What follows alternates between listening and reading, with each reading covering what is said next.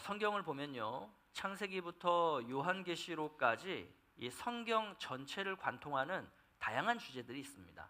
그러한 여러 가지 주제들 중에서 가장 이제 대표적이고 또 가장 중요하다라고 이제 우리가 이야기하는 주제 중에 하나가 창세기부터 요한계시록까지 예수 그리스도에 대한 그러한 이야기가 기록되어 있다라는 것이죠. 자, 또 창세기부터 요한계시록까지 하나님의 사랑이라고 하는 주제도 한결같이 쭉 흘러가고 있습니다. 자, 이러한 것들과 함께 너무나 중요한 주제 하나가 있어요.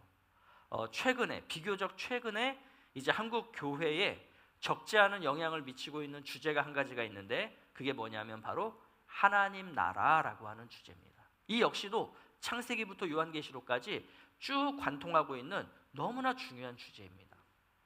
여러분, 하나님 나라라고 하는 이 주제가 한국 교회 내에서 이야기가 되고, 그래서 이제 하나님 나라 관점으로 성경을 본다거나 또는 어떤 우리의 삶을 바라본다라고 하는 것이요, 그렇게 오래된 이야기가 아닙니다. 아마 불과 2000년대 들어서면서부터 이 하나님 나라에 대한 이야기가 비로소 각 교회의 지역교회 안에서 목사님들을 통해서 성도들에게 이야기가 된 그러한 주제라고 할 수 있어요. 근데 사실 이 하나님 나라는요, 신학적으로 보자면 오래전부터 있었던 이야기예요. 자, 이것이 이제 최근에 한국 교회 같은 경우는 최근에 이야기가 되기 시작했다는 거죠. 이런 상황 속에서 이제 학자들이나 그리고 이 목회자들이 이구동성으로 말하는 것이 뭐냐면, 한국 교회에 이제 한국에 복음이 처음 들어왔을 때부터 만약에 이 하나님 나라라는 관점으로 우리 한국 사람들이 이 세상을 살았다면 오늘날 이런 한국 교회의 어떤 부끄러운 모습들이 많이 없었을 것이다, 이렇게 이야기를 하는 거죠. 그러니까 하나님 나라 관점으로 성경을 보지 않는 것은 건강하지 못한 신앙생활로 연결될 가능성이 굉장히 크다, 이런 의미인 것입니다. 그만큼 하나님 나라 관점으로 성경을 보고 또 하나님 나라 관점으로 신앙생활을 하는 것은 굉장히 중요한 것이다라고 할 수 있어요. 자, 이제 오늘부터 시작을 해서 우리가 몇 주간에 걸쳐서 이 하나님 나라에 대한 주제를 가지고 말씀을 나누고자 합니다. 여러분, 이 말씀은요, 우리 교회에서 2019년도에 한번 나눴던 말씀이에요. 우리 성도님들 기억하실지 모르겠지만 그때 제가 이 말씀은 앞으로 주기적으로 우리가 나누게 될 겁니다, 이 이야기를 했었어요. 그리고 이제 그때로부터 5년이 지난 겁니다. 여러분, 기억하세요? 5년 전의 이야기? 우리가 하나님 나라에 대해서 어떤 이야기를 했는지 기억나십니까? 이게 기억이 안 나면 3년 주기로 당겨야 돼요. 5년이 너무 긴 거예요. 3년 주기로 당겨야 돼요. 그러니까 하나님 나라의 관점으로 내가 과연 지난 5년 동안 말씀을 그렇게 봐왔는가, 또 내가 이 땅에 살아가면서 지난 5년 동안 하나님 나라 관점으로 살아왔는가, 그러니까 이 생각을 해야 되는데 지난 5년 전에 이야기를 했었나, 이러면 곤란한 거잖아요, 그죠? 그래서 뭐 어쨌든 오늘 처음 들으시는 분들도 그렇고 또 지난 5년 전에 들었던 걸 기억하시는 분들도 그렇고, 과연 하나님 나라의 관점으로 이 세상을 살아간다는 게 뭐냐, 하나님 나라 관점으로 성경을 본다는 게 뭐냐, 이런 부분들을 좀 생각하시면서 하나님 나라적 신앙생활을 한다는 것에 대해서 여러분들이 좀 정리를 하시고 또 그렇게 살아가셨으면 좋겠어요. 그래서 이제 앞으로 3년 후가 될지 5년 후가 될지 모르겠지만 또다시 이 말씀을 나누게 되었을 때, 그때 2024년도에 그 말씀을 듣고 내가 지금까지 이렇게 하나님 나라의 관점으로 살아왔는데 내가 이거 잘 살았구나, 이런 거는 여전히 부족하구나, 이런 부분들을 여러분들이 한 번씩 확인하는 그러한 기점으로 삼으시면 좋을 것 같습니다. 자, 그렇다면 여러분, 그리스도인들이 이 하나님 나라 관점을 갖는 게 왜 중요할까요? 아니, 목사님, 그거 그냥 우리 청도한인교회가 그렇게 얘기하는 거 아닙니까? 김종 목사님만 그렇게 얘기하는 거 아닙니까? 이러실 수 있는데 아니에요. 이것은 성경이 말씀하시는 내용이고 그걸 이제 우리가 조금 살펴볼 텐데, 여러분, 관점이라는 게 중요하다는 거는 다 알고 계시죠? 관점. 그러니까 관점이라는 것은 내가 어떤 틀을 가지고서 바라보는 이 관점, 이 시각을 말하는 거죠. 이거를 이제 우리가 보통 가치관이라는 말로 표현하기도 합니다. 그러니까 관점은 가치관을 형성해요. 그리고 가치관은 그 사람의 삶에 영향을 미칩니다. 따라서 우리가 관점을 바꾼다는 것은 어떤 의미냐면 내 삶을 지금부터 바꿔 보겠다, 이런 의미가 되는 거예요. 그래서 여러분들, 오늘부터 시작되는 이 하나님 나라 관점으로 내가 바꾼다는 것은 내 삶을 바꾸겠다는 이러한 각오로 여러분들이 이 말씀을 함께 들으시고 나누시면 좋을 것 같아요. 자, 왜 우리 그리스도인들이 하나님 나라 관점으로 살아야 되느냐? 성경이 그렇게 얘기를 해요. 성경이 너희들 그렇게 살아야 돼 라고 이야기해요. 근데 그냥 이야기하는 정도가 아니에요. 뭐 여기서 조금 저기서 조금 이야기하는 정도가 아니라 일관되게. 그래서 모든 초점이 어디에 맞춰져 있느냐? 성경의 초점이 하나님 나라에 맞춰져 있다라고 해도요, 틀리지 않아요.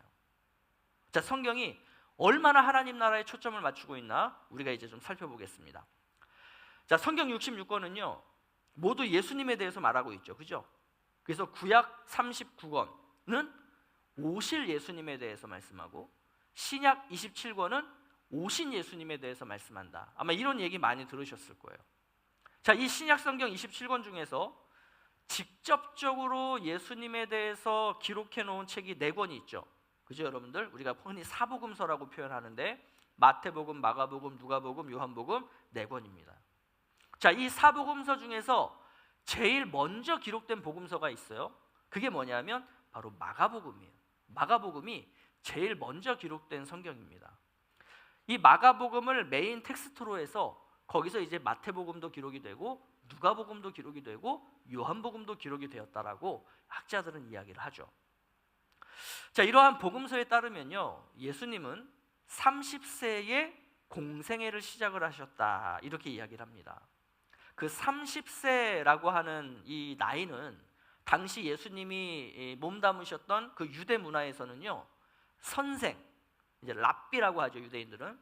이 가르치는 자로서 공식적으로 인정을 받는 나이가 언제냐면 만 30세였던 거예요. 그래서 이 만 30세부터 예수님은 공생애라는 것을 시작합니다. 그러면 공생애라는 말이 뭐냐?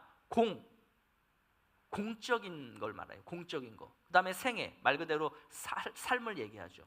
즉 공생애는 예수님께서 자기 자신을 위한 삶이 아니라 세상을 위해서, 영혼들을 위해서, 사람들을 위해서 공적인 삶을 사셨던 기간을 얘기해요.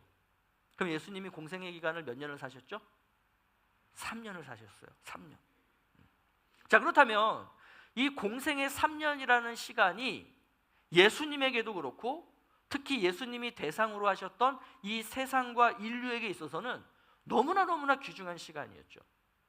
그러면 예수님은 이 3년이라는 시간 동안 어디에 집중하셨냐는 거예요. 뭐에 집중하셨냐는 거예요.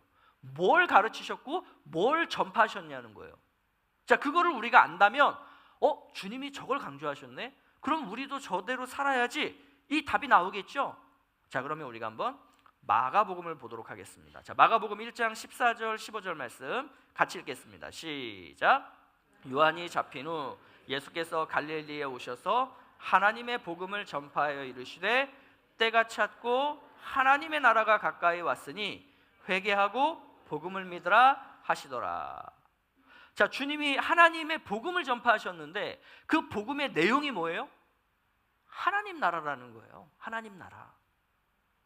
다시 말해서 이 마가복음 1장은 예수님의 3년의 사역이 무엇이다, 3년의 사역의 중점이 무엇이다를 이야기해주고 있는데 그 전체 주제가 뭐냐? 예수님의 사역과 가르침의 전체 주제가 뭐냐? 하나님 나라라는 것을 보여주는 그러한 구절인 거죠. 자, 그러면 마가복음만 그럴까요? 자, 이제 마태복음을 볼 텐데 여러분 이제 우리가 이 구절을 이제 볼 텐데 여러분들이 이상한 점을 하나를 찾으셔야 돼요. 이상한 점. 자, 이걸 먼저 말씀을 드리고, 자, 마태는 우리가 이제 흔히 산상설교라고 표현하죠. 마태복음 5장, 6장, 7장을 산상설교라고 표현하는데 산상설교는 말 그대로 가르침입니다. 가르침. 그 다음에 이제 마태는 8장과 9장에서 이 가르침에 따른 실제적인 어떤 현상을 보여줘요. 10가지의 기적을 통해서 이 앞에서 예수님이 말씀하셨던 5, 6, 7장의 내용이 실제적으로 우리 세상 가운데 어떻게 이루어지는가를 10가지의 기적을 통해서 보여줘요. 그래서 마태는 5장부터 9장까지를 하나의 전체적인 덩어리로 봅니다. 그래서 이 5장을 시작할 때의 구절과 이 9장을 마칠 때의 구절이 있어요. 이 두 가지를 통해서 5장, 6장, 7장, 8장, 9장이 무엇을 예수님께서 보여주시고 설명하신 것인가를 이야기를 해줘요.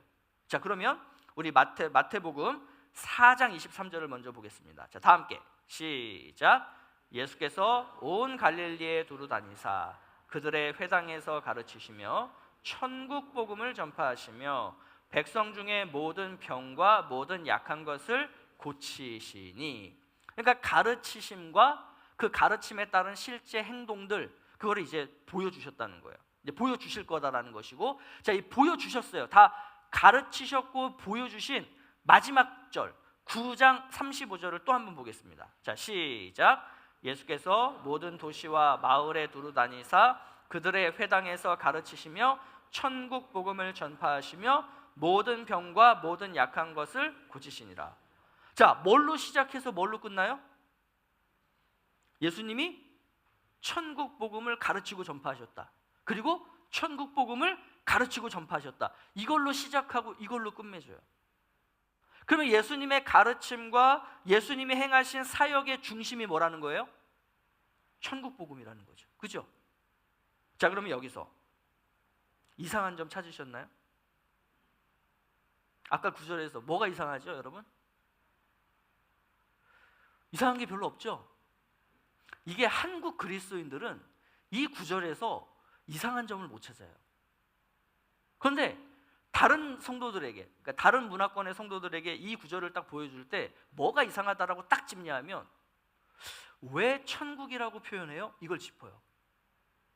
왜 저걸 하늘나라라고 표현을 해요? 이걸 짚어요. 아까 마가복음에서는 뭐라고 표현했어요? 하나님 나라. 근데 지금 마태복음은 이걸 뭐라고 표현해요? 하나님 나라를? 천국. 이걸 이제 다시 풀어 설명하며 하늘나라죠. 아니, 왜 하나님 나라를 하늘나라라고 마태는 표현해요? 이거를 짚어요.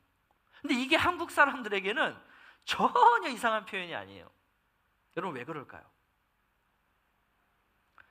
재밌는 것은 마태는 하나님 나라를 하나님 나라라고 표현하지 않습니다.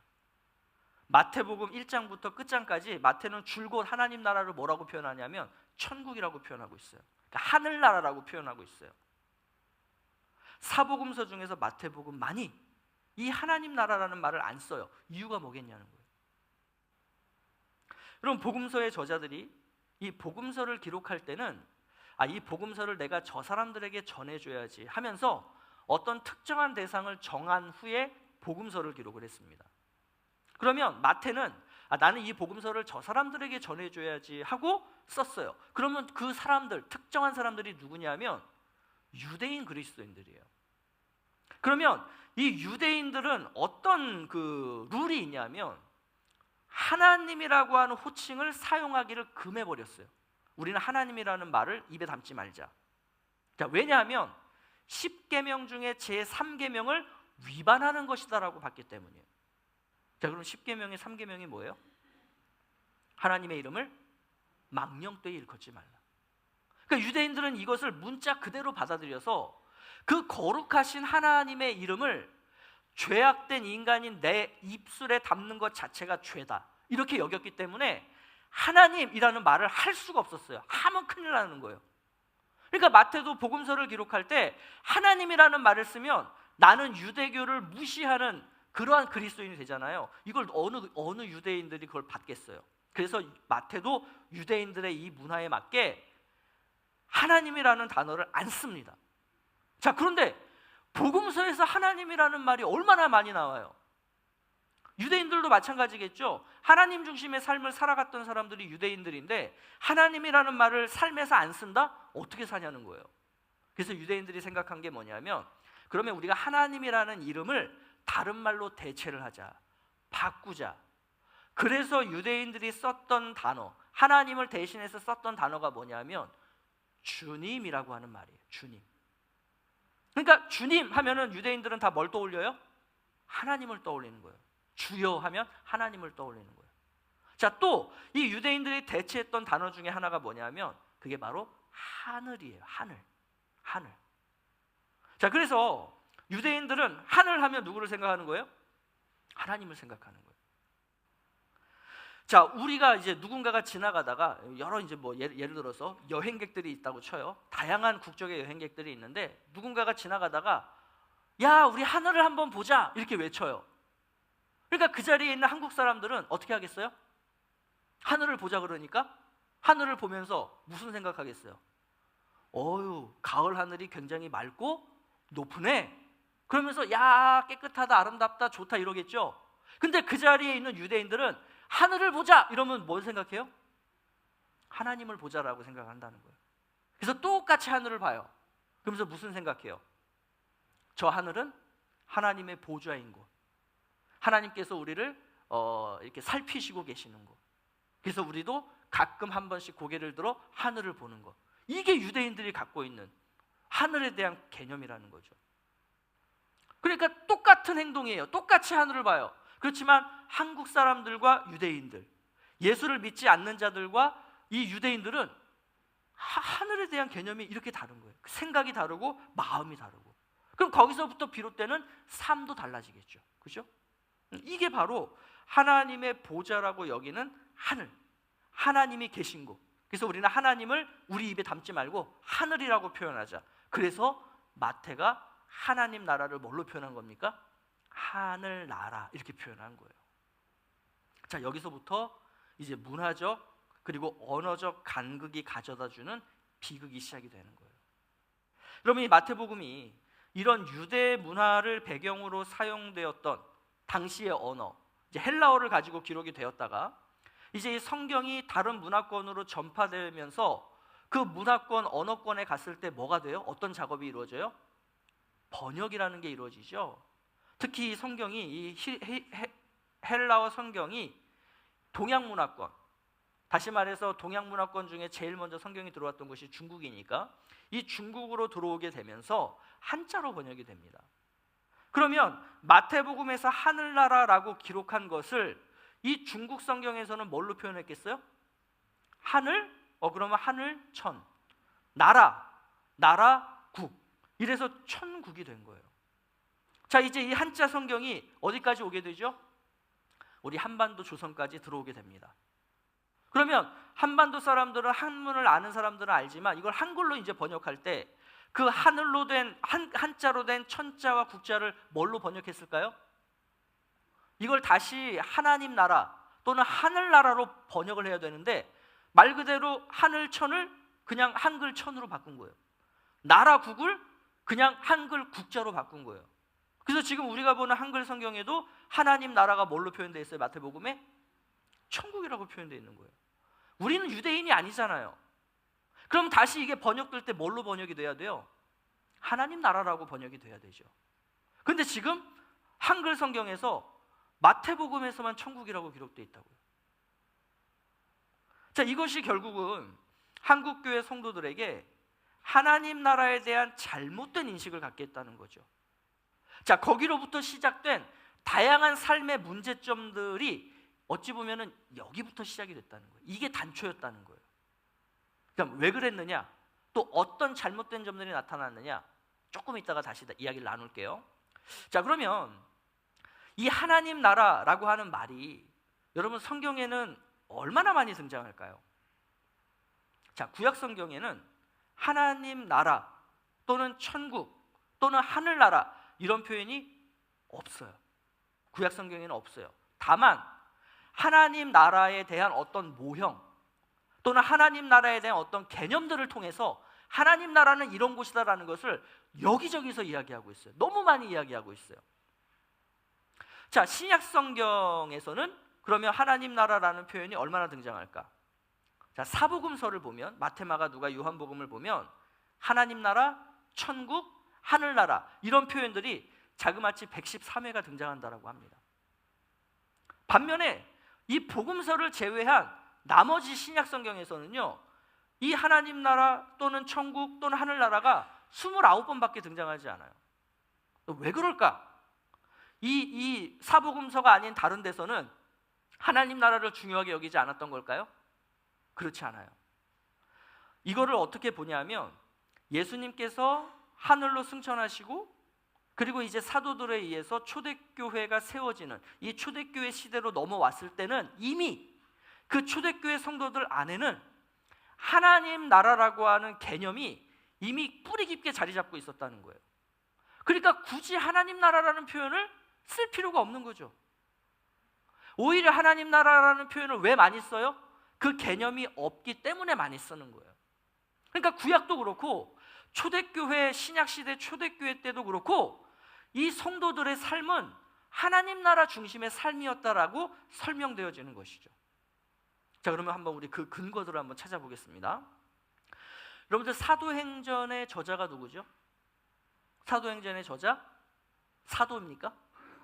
사도행전의 저자는 누가예요. 누가라는 것을 다들 아실 거예요. 자, 우리는 누가복음, 사도행전 이렇게 칭하지만 학자들은 이 두 가지를 한 권으로 봅니다. 한 권으로 봐요. 그러니까 두 개를 같이 봐야 된다 이렇게 얘기를 하는 거죠. 근데 우리는 누가복음과 사도행전 사이에 뭐가 있어요? 요한복음이 끼어 있다 보니까 이게 뭔가 두 개가 다른 성경으로 보이는데 아니에요. 이 두 가지는 연결되어지는 하나의 책입니다. 자, 한번 사도행전 1장 1절부터 3절 말씀. 자, 다 함께 시작. 데오빌러여, 내가 먼저 쓴 글에는 무릇 예수께서 행하시며 가르치시기를 시작하신부터 그가 택하신 사도들에게 성령으로 명하시고 승천하신 날까지의 일을 기록하였노라. 이게 뭐예요? 이게 이제 누가복음이에요. 내가 이 누가복음 이전 글에서 여기까지의 내용을 썼습니다. 자, 그 다음에 이제 3절이에요. 자, 3절 시작. 그가 고난받으신 후에 또한 그들에게 확실한 많은 증거로 친히 살아계심을 나타내사 40일 동안 그들에게 보이시며 하나님 나라의 일을 말씀하시니라. 자, 그러면 지금 이 누가는 3절에서 뭘 이야기하고 있냐면 그때 그 주님께서 내가 누가복음에서 썼던 내용들, 그 다음에 그 누가복음과 오늘 사도행전을 쓰기까지의 요 간극, 그죠? 요 40일 동안 하나님, 예수님께서 우리에게 무슨 일을 하고 올라가셨는가를 쓰려고 한다. 그래서 요 40일 동안 예수님이 제자들에게 하셨던 말씀, 그게 뭐라고 얘기해요? 하나님 나라의 일, 이렇게 표현하고 있죠. 그러니까 예수님이 부활하시고 그리고 제자들을 만나셔서 40일 동안 뭐 하셨느냐? 하나님 나라의 일을 말씀하셨다는 거예요. 자, 이 하나님 나라의 일을 말씀하셨는데 이 하나님 나라의 일이 이제 사도들을 통해서 어떻게 이 땅 가운데 진행되어져 갔는가를 내가 이제부터 기록할 겁니다. 이게 사도행전이라고요. 그러니까 사도행전의 이야기를 우리가 알고 있지만 결국 사도행전이 뭐예요? 사도들에 의해서 복음이 예루살렘과 온 유대와 사마리아와 땅끝까지 퍼져나가는 거죠. 그러니까 이 일을 예수님은 뭐라고 이야기하셨다는 거예요? 하나님 나라의 일이라고 이야기를 하셨다는 거죠. 자, 그러면 이 사도행전의 내용 중에서 자, 사도는 아니었어요. 예수님의 12사도는 아니었지만 그 사도의 버금가는 굉장히 중요한 신앙의 인물들을 사도행전에서는 7집사님이라고 표현을 합니다. 그 7집사님 중에 한 분이 누구냐면 빌립 집사님이 계셨죠. 자, 이 빌립 집사님에 의해서 전파된 복음이 무엇인가를 한번 볼게요. 자, 사도행전 8장 12절. 자, 다 함께 시작. 빌립이 하나님 나라와 및 예수 그리스도의 이름에 관하여 전도함을 그들이 믿고 남녀가 다 세례를 받으니. 자, 빌립이 전한 복음의 내용이 뭐라고 이야기합니까? 하나님 나라와 예수 그리스도의 이름에 관한 내용, 이렇게 이야기하고 있어요. 그러니까 하나님 나라예요. 자, 이제 이 초대교회가 이렇게 세워지고 그리고 복음이 땅끝까지 전파되는 데 있어서 가장 혁혁한 공을 세웠다. 여러분, 그걸 누구라고 여러분들은 생각하시죠? 당연히 모두가 다 사도 바울이라고 이야기할 거예요. 그죠? 자, 그러면 사도 바울은 어떻게 그 일을 이뤘는가? 즉, 사도 바울은 그렇게 복음을 전하고 교회를 세워나갈 때 도대체 무슨 얘기를 했을까? 자, 우리 사도행전 14장 22절입니다. 자, 시작.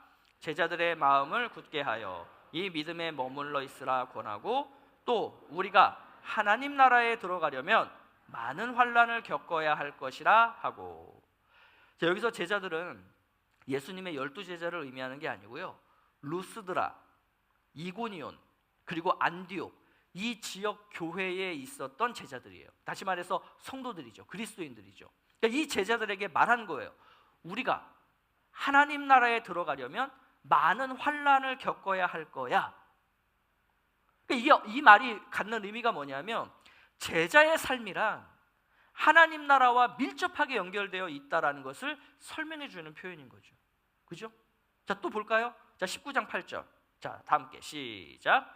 바울이 회당에 들어가 석 달 동안 담대히 하나님 나라에 관하여 강론하며 권면하되. 자, 바울이 들어간 이 회당이 어디냐면 에베소 지역에 있었던 회당이었어요. 바울은 이 에베소의 회당에서 뭘 강론하고 뭘 권면했대요? 복음이겠죠. 근데 그 복음의 주제와 내용이 뭐라고요? 하나님 나라, 하나님 나라. 그러니까 이로 인해서 이 에베소 지역에 뭐가 세워지느냐? 교회가 세워진 거예요. 다시 말해서 이 사도들이 전한 내용, 그 내용 위에 교회가 세워진 건데, 그럼 교회의 근간이 뭐라는 거예요? 그게 하나님 나라라는 거예요. 그러니 이 사도행전 이후에 서신서에서 굳이 하나님 나라 이야기를 할 필요가 없는 거예요. 왜? 이미 하나님 나라 위에 교회들이 세워졌기 때문에. 그죠? 이해되시죠? 자, 그리고 하나만 더 보죠. 사도행전의 마지막 구절 28장 30절 31절. 자, 누가가 이 사도행전을 뭐라고 끝마치는가? 자, 다 함께 시작. 바울이 온 이태를 자기 셋집에 머물면서 자기에게 오는 사람을 다 영접하고 하나님의 나라를 전파하며 주 예수 그리스도에 관한 모든 것을 담대하게 거침없이 가르치더라. 이제 이 사도행전을 마칠 즈음에 바울은 로마 통치 시대 속에서 지금 어디 지역에 가 있냐면 로마 지역에 있죠. 이 로마에서 지금 사도 바울은 수감되어져 있는 상태입니다. 근데 이 수감되어 있다는 게 어떤 감옥에 감금 구속되어 있는 것이 아니라 말 그대로 자택 연금이에요. 그러니까 한 집에 밖으로는 나가지 못하고 그 집 안에서는 자유롭게 살 수 있어요. 또 친구나 가족이나 지인들이 이 바울이 있는 자택 안으로는 들어올 수 있어요. 이런 식의 이제 자택 연금이었습니다. 그래서 당시에 로마 교회 성도들, 가족들, 지인들이 찾아와서 바울을 만나는 거죠. 그러면 바울은 이 사람들에게 뭘 했냐면 하나님 나라를 전했다는 거예요. 그리고 예수 그리스도에 관한 모든 것을 전하고 가르쳤다는 거예요. 자, 이렇게 놓고 보니 사도행전의 처음 뭘로 시작했어요? 하나님 나라. 자, 사도행전의 끝마침 뭘로 끝나요? 하나님 나라. 그러니까 이 사도행전은 하나님 나라가 어떻게 이 땅 가운데 확장되어져 갔느냐를 보여주는 그러한 성령 하나님의 역사에 대한 이야기인 거죠. 그래서 초대교회 시대 때 사도들에 의해서 전해진 이 복음의 내용들은 전부 다 하나님 나라에 대한 것이었다는 거예요. 그리고 사도들을 통해서 이 하나님 나라의 복음을 듣고 교회를 이루는 성도들도 당연히 하나님 나라 중심적인 삶, 하나님 나라의 관점을 가지고 성경을 보고 자신들의 세상을 보고 그리고 삶을 살았다라는 것을 우리는 알 수 있게 되는 거죠. 자, 이처럼 예수님의 가르침의 주제도 하나님 나라, 초대교회 시대를 열었던 제자들이나 사도 바울의 가르침의 주제도 하나님 나라, 이 말씀 위에 세워진 초대교회의 관점도 하나님 나라였다는 거죠. 여러분, 이게 의미하는 바는 기독교의 본질, 복음의 본질, 기독교 신앙의 근간은 하나님 나라라는 거예요. 성도라면, 크리스천이라면, 예수의 제자라면 하나님 나라를 아는 것이 가장 기본이자 전부가 되어야 한다는 그런 의미인 것입니다. 자, 그렇다면 우리 성도님들은 이 하나님 나라에 대해서 어떻게 알고 계세요? 여러분, 우리가 성경에서 보는 천국이라고 하면 어떤 개념이 제일 먼저 떠오르세요? 여러분은 천국이 어디에 있다라고 생각하십니까? 한번 이러한 부분들에 대해서 여러분들이 한번 내 스스로의 답을 한번 적어보세요. 자, 우리가 조금 전에 이 마태복음을 살펴보면서 마태복음에서만 하나님 나라라고 표현하지 않고 천국이라고 표현을 했다, 하늘나라라고 표현했다, 이 이야기를 했었죠. 물론 예외 구절이 딱 한 구절이 있어요. 디모데후서 4장 18절에 보면 그 천국이라는 단어가 한 번 딱 등장합니다. 요거 빼고는 마태복음에서만 등장해요. 그런 하늘나라, 그런 천국이 유독 이 한국이라고 하는 나라, 그리고 이 한국에 있는 교회에서 특히나 신앙인들이 하나님 나라라는 표현보다 뭘 더 많이 써요? 천국이라는 말을 더 많이 써요. 이상한 거 아니에요? 성경은 하나님 나라를 얘기하는데 우리 한국 그리스도인들은 뭘로 지금 알고 있느냐? 하늘나라라고 알고 있는 거예요. 천국이라고 알고 있는 거예요. 자, 그러면 이것이 우리에게 도대체 어떤 안 좋은 영향을 미쳤냐는 거죠. 자, 한국 문화와 정서 속에서 이 하늘나라, 천국이라는 말이 우리에게 가져다 준 잘못된 개념 중에 하나는 뭐냐면 공간적 개념이에요. 공간적 개념. 그러다 보니 천국이라는 것을 우리는 어떻게 알고 있냐면 이 땅이 아니라 다른 어느 곳에 있는 그러한 공간 내지는 어떤 땅 또는 우주 어딘가에 있는 어떤 곳, 이게 우리가 생각하는 천국의 개념이죠. 여러분, 제가 어렸을 때 어떤 찬양을 많이 불렀냐면 나는 구원열차 올라타고서, 이 찬양 많이 했단 말이에요. 근데 그때 TV에서 많이 나오는 만화가 하나 있었어요. 그게 뭐냐면 은하철도 999예요. 그래서 저는 구원열차 타고 하늘나라로 가는데 어디로 가느냐? 저 우주 어딘가에 있는 하나님 나라로 간다라고 그렇게 배우게 된 거예요. 그렇게 인식하게 된 거예요. 그러면 그 인식이 잘못된 거야를 누군가가 알려줘야 되잖아요. 근데 교회에서 목사님들이나 주일학교 선생님들도 다 그런 개념으로 하나님 나라를 알려주는 거예요. 그래서 뭐라고 얘기해요? 우리가 죽으면, 우리가 예수 믿고 죽으면 우리는 다 하나님 나라 갑니다. 자, 우리 찬양할까요? 나는 구원열차, 그리고 은하철도 999, 저 우주 어딘가에, 이런 생각을 했단 말이죠. 심지어 한국에서는요, 천국이라는 말 외에 또 하나의 신조어를 만들어냈어요. 그게 뭐냐면 천당이에요. 천당. 여러분, 천당, 당이 무슨 한자죠? 집당자예요. 집당자. 그러니까 하늘에 있는 집이라는 의미예요. 근데 원래 이 천당이 불교 용어예요. 불교 용어를 우리 기독교가 갖다가 쓴 겁니다. 근데 세상 사람들은 천당을 뭘로 알고 있어요? 교회가 얘기하는 천국이라고 알고 있어요. 여러분, 불신자들 입장에서 얼마나 분해요. 저거 원래 우리 건데. 근데 교회가 갖다 쓰는데 쟤네가 쓰는 게 더 유명해. 우리 신천지가 그렇잖아요. 그죠? 원래 신천지 좋은 말이에요. 새 하늘 새 땅이에요. 성경에 있는 구절이에요. 근데 이걸 신천지가 낼름 갖다 쓰니까 우리가 그 좋은 말을 못 쓰잖아요. 이런 것처럼 이 천당이란 말이 그렇다고요. 예수 천당, 불신 지옥. 우스갯소리로 뭐라 그래요? 천당 위에 분당, 이렇게 얘기하잖아요. 그 집에 대한 얘기예요. 그러니까 지금 이게 다 어디서 나오는 개념이냐? 천국을 자꾸 어떤 이런 장소적인 개념, 공간적인 개념으로 생각을 한다는 거죠. 그러니까 이런 것들이 성경이 들어오면서 기존에 우리 한국 문화 가운데 뿌리 깊게 내리고 있었던 불교라던가 샤머니즘적인 이런 한국의 독특한 문화와 뒤섞이게 된 거죠. 그래서 하나님 나라를 장소적인 개념 내지는 사후 세계의 어떤 개념으로 인식하도록 만들었다는 거죠. 그래서 여러분, 반면에 서양 문화라던가 심지어 이 천국이라는 말을 우리에게 가져다 준 이 중국도요, 천국을 장소적인 개념으로 생각하지 않는다는 거예요. 저는 깜짝 놀랐어요. 중국 사람들에게 야, 우리 한국 사람들은 천국을 장소적인 개념으로 아는데 너네도 천국을 장소적인 개념으로 알지? 그랬더니 아니라는 거예요. 자기들은 천국이란 말을 통해서 장소라고 생각하는 적이 없다는 거예요. 근데 왜 그럴까라고 이야기를 나눠보면 결국은 그거예요. 한국은 딱 정해져 있어요. 땅이, 우리나라 땅이. 근데 중국은 땅이 크다 보니까 어떤 때는 이만큼이 진나라, 요만큼이 송나라, 어떤 때는 얘네가 커지고, 그러니까 영토적인 개념이 아닌 거예요. 천국 하면은 중국 사람들도 뭘로 알고 있느냐? 지배권, 통치권, 이 어디느냐, 이렇게 알고 있다는 거죠. 근데 이게 맞거든요. 이게 맞거든요. 그러니까 우리는 자꾸 이게 공간적인 개념으로 오다 보니까 이 문제가 어디로 연결되게 되냐면 지금 이곳, 그리고 오늘 하나님의 나라가 임했다라고 하는 현재성을 약화시켰다는 거예요. 천국은 미래에 죽어서 가는 곳이다. 오늘 내가 살아가는 이 땅은 거룩하지 못한 곳, 죄악으로 물든 땅이다. 그러니 우리는 빨리, 우리 거룩한 하나님의 백성은 빨리 이 죄악된 세상을 떠나서, 벗어나서 저 어딘가에 있을, 우주에 있든지 어디에 있든지 어딘가에 있을 그 공간, 그 천국으로 나는 빨리 가고 싶다. 이게 기독교가 얘기하는 소망이 되어버린 거예요. 그런데 성경 어디에도 그런 이야기는 없거든요. 그런 주제는 없거든요.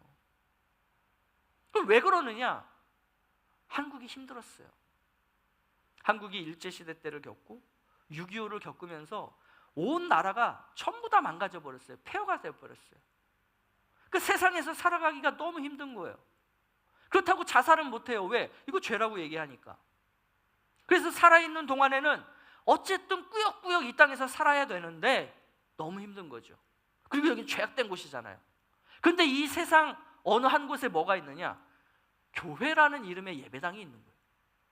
그리고 그 교회에서 얘기하는 거예요. 이곳은 거룩한 곳이다. 이곳은 하나님이 계신 곳이다. 그래서 사람들이 어디로 몰려요? 거룩한 교회로 가는 거예요. 지금 나는 이 죄악되고 속된 세상에 있는데, 자, 지금 우리는 빨리 거룩한 곳, 하나님이 계신 곳, 교회로 가자, 예배당으로 가자, 이렇게 된 거죠.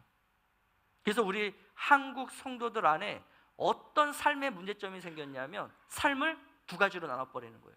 거룩한 곳과 속된 곳, 교회와 세상, 하나님 나라와 죄악된 세상, 이렇게 나눠버리는 거죠.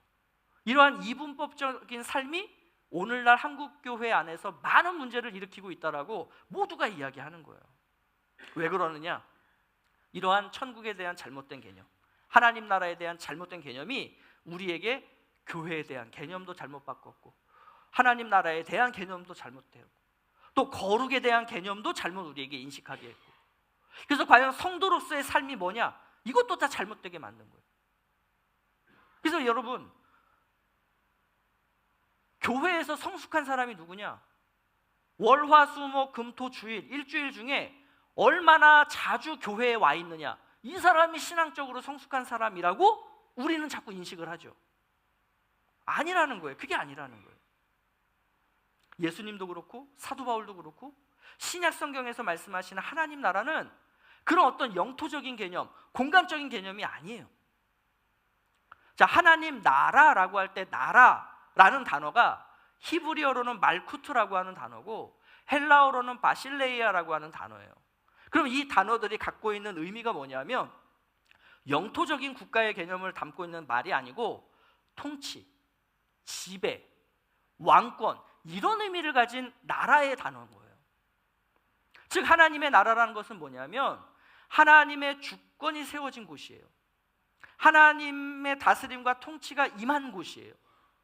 하나님께서 왕권을 행사하시는 곳이에요. 이게 하나님 나라예요. 그러니 하나님 나라는 영토적인 개념이 될 수 없죠. 여러분, 지금 우리가 예배를 드리고 있잖아요. 이 예배당 안에서. 그럼 여러분, 여기가 지금 거룩한 곳입니까? 속된 곳입니까? 지금 여러분 앉아 계신 이 자리, 지금 예배의 이 시간과 이 장소가 거룩한 곳이에요? 속된 곳이에요? 거룩한 곳일 수도 있고 속된 곳일 수도 있다는 거예요. 언제 이곳이 거룩한 곳이 되죠? 우리가 하나님의 다스림과 통치에 순종해서 내가 이 시간 하나님의 뜻에 따라 예배를 드리고 있다면 이곳은 거룩한 곳이에요. 하나님 나라예요. 그런데 우리가 똑같이 예배라는 행위를 하고 있지만 내 뜻대로 하나님의 다스림과 지배와 통치를 받지 않고 그냥 내가 원하는 예배, 내가 좋은 예배, 내가 은혜로운 예배, 이거를 지금 내가 드리고 있다면 여기는 거룩한 게 아닙니다. 여기는 속된 곳이고 여기야말로 죄악된 곳이에요. 근데 기존에 우리는 자꾸 어떻게 배워왔느냐? 교회는 거룩하다는 거예요. 여러분, 여기서도 교회는 우리가 성경이 말씀하시는 교회가 아니죠. 여기서 얘기하는 교회는 예배당이에요. 예배당이 거룩하다는 거예요. 성경 어디에도 예배당이 거룩하다는 개념 없어요. 심지어 구약에서는요, 그 거룩하다라고 하는 예배당, 그 시온성을 하나님께서 어떻게 해버리세요? 그 죄악된 이민족들을 동원해서 싸그리 다 밀어버리시잖아요. 그러니까 우리는 자꾸 공간적인 개념으로 생각하면 안 된다는 거예요, 하나님 나라를. 그렇다면 반대로 성도님들이 일하시는 곳, 여러분들이 공부하시는 곳, 여러분들이 살아가시는 그 세상에서 여러분들이 하나님의 다스림과 하나님의 통치를 받으면서 살아간다면, 다시 말해서 하나님 말씀에 순종함으로 살아간다면 여러분이 있는 그 사무실이, 여러분이 있는 그 학교가, 여러분이 있는 그 비즈니스의 현장이 뭐가 되는 거예요? 거기가 하나님 나라가 되는 거예요. 거기가 거룩한 곳이 되는 거예요. 거기가 교회인 거예요. 그런데 이런 이야기가 불과 한국 교계 내에서 시작된 게 30년도 안 됐다고요. 이전까지만 해도 무조건 교회 와야 됩니다. 성도가 어디 밖에서 저 죄악된 세상에서 그러고 있습니까? 교회 와서 열심히 살아야지. 이게 우리가 가르쳤던 내용들이었다고. 아니라고요. 그거 아니라고요. 정리를 할게요. 하나님 나라는 공간적이고 영토적인 개념이 아니에요. 죽어서 가는 내세적인 곳만을 얘기하는 게 하나님 나라가 아니에요. 주님은 말씀하셨어요. 하나님의 나라가 이미 임했다. 이 땅 가운데 임했다. 하나님 나라는 오늘, 그리고 성도들이 사는 모든 영역에서 하나님의 통치와 다스림에 순종하며 살아갈 때 그게 바로 하나님 나라가 되는 것입니다. 바른 하나님 나라 관점에서 볼 때 교회는요, 이 예배당으로 한정 지을 수가 없는 거예요. 오히려 하나님 나라는 이 예배당을 벗어나야 됩니다. 그래서 모든 성도들이 이곳저곳으로 흩어져서 각자의 삶의 영역 속에서 곳곳에서 하나님 나라를 세워가는 거예요. 하나님 나라의 깃발을 꽂는 거예요. 하나님 나라의 문화들을 세워가는 거예요. 이게 그리스도인들의 삶이라고요. 이게 사도들이 했던 일이고, 그 사도들로부터 그 복음을 받은 초대교회 성도들이 그런 삶을 살았다고요. 근데 왜 우리가 오늘 이 시간 이 자리에서 하나님 나라 얘기를 하느냐? 우리에게 지금 아직 하나님 나라에 대한 바른 관점이 없기 때문이에요. 그렇다면 지금 여러분이 알고 계시는 그 하나님 나라는 어떤 곳입니까? 예수 그리스도와 사도들과 성경이 말씀하시는 그 하나님 나라입니까? 아니면 그냥 내가 가고 싶고, 내가 상상하고, 내가 꿈꾸고, 그래서 나는 하나님 나라가 이런 곳이면 좋겠어. 내가 가는 하나님 나라는 이런 곳이겠지? 내가 막 하나님 나라를 그려요. 아니라는 거죠. 그래서 여러분, 숙제를 좀 드릴게요. 숙제. 어떤 숙제냐면, 이제 뭐 가을도 되고 이제 무더위도 지나갔으니까 선선한 기온에서 이상한 생각들 하지 마시고, 일주일 동안 여러분들이 무슨 생각을 하고 오시냐면, 내가 지금까지 생각해왔던 하나님 나라는 이런 것이었습니다를 여러분들이 한 두세 줄 정도로만 짧게 한번 적어보세요. 그리고 이제 다음 시간에 오셔서 이제 하나님 나라를 성경에서는 어떻게 설명하는, 우리가 이제 다음 주에는 구약에서 하나님 나라를 어떻게 설명하는가 이걸 볼 거거든요. 또 앞으로 또 뭐 신약에서 어떻게 보는가 이제 살펴볼 텐데, 그때마다 내가 생각했던 하나님 나라의 그 개념들을 계속 고쳐가시면 좋겠어요. 그래야만 우리가 바르게 하나님 나라 관점을 가지고 이 땅을 살아갈 수 있게 되는 것입니다. 아무쪼록 그 미래에 가게 될, 우리가 죽으면 가게 될 그 하나님 나라를 소망하는 것, 이거는 당연한 성도의 삶이에요. 자, 그것뿐만이 아니라 지금 내가 살아가고 있는 오늘 이 자리에서 하나님의 다스림과 통치에 순종하시는 여러분들이 되시기를 바라고요. 그래서 오늘 이곳에서 그 하나님의 나라를 함께 세워가는 그런 하나님 나라의 복된 성도들, 참된 성도들, 거룩한 성도들 되시기를 예수 그리스도의 이름으로 축복합니다.